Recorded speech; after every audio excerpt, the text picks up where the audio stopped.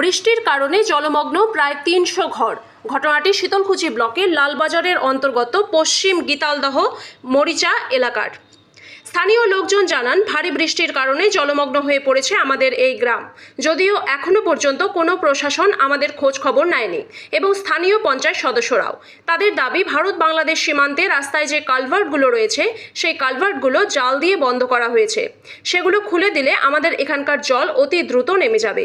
এলাকার এক স্থানীয় ব্যক্তি জানান, বর্তমানে আমরা যে পরিস্থিতিতে সঠিকভাবে পানীয় জল পান করতে পাচ্ছি না, রান্না করতে পাচ্ছি না, আমাদের ঘরের মধ্যে জল প্রবেশ করেছে, সঠিকভাবে বেরোতে পারছি না, রাস্তাঘাট জলমগ্ন হয়ে রয়েছে।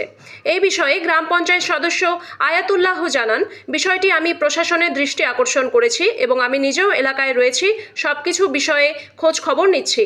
এই জলমগ্ন বিষয়ে শীতলকুচি ভিডিও সাফিয়া আব্বাসকে ফোন করলে তিনি জানান, বিষয়টি আমার জানা নেই, খতিয়ে দেখছি। আপনি কি আধুনিক কৃষি যন্ত্রপাতি কিনতে চান? তাহলে চলে আসুন আমাদের গোল্ড মডেল মেশিনারি দোকানে। আমাদের ঠিকানা শীতলকুচি ধানহাটের বিপরীত পাশে সিতাই রোড। এখানে সমস্ত রকমের উন্নত মানের আধুনিক কৃষি যন্ত্রপাতি পাওয়া যায়। সবকিছু আমার তলে গেছে, আমার পুরো অসুবিধা হয়ে গেছে, আবার সুদের নষ্ট হয়ে গেছে। মানে বর্ষা আসলে কি এরকম হয়? হ্যাঁ, বর্ষা আসলে প্রতি মাসে এমন হয়। আবার রাস্তাটা আমাদের এইখানে ঠিক করে না, আমার পুরো অসুবিধায় আছে। কি কি ক্ষতির সম্মুখীন হচ্ছে? ক্ষতি মনে করো যে জমি জমার তো পুরো ক্ষতি চলছে।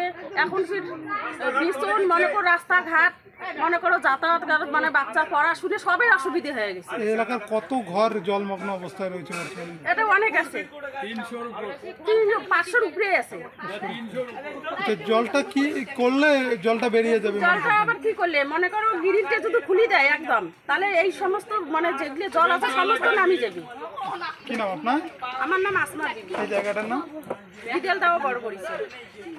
সময় ভোট টিএমসি ছাড়া ভোট দেওয়া যাবে না। হ্যাঁ, ভোট নেওয়ার সময় নেয় আর রাস্তাঘাট তলে গেছে, কাউ আর উদ্দেশ্য করে না। মানে ভোটের সময় সবাই খবর করে, ভোটের সময় সবাই খবর রাখে, পীর মুর্শিদ। ভোট বেরোলে আর কোনো খবর নাই নেই আমার। আচ্ছা, আপনার বাড়িতেও কি জল উঠেছে? আরে এই তো বাড়ি ছেড়ে, এই তো ঘরটারে, এই তো বাড়ির জল। আর কি কি সমস্যা হয়েছে?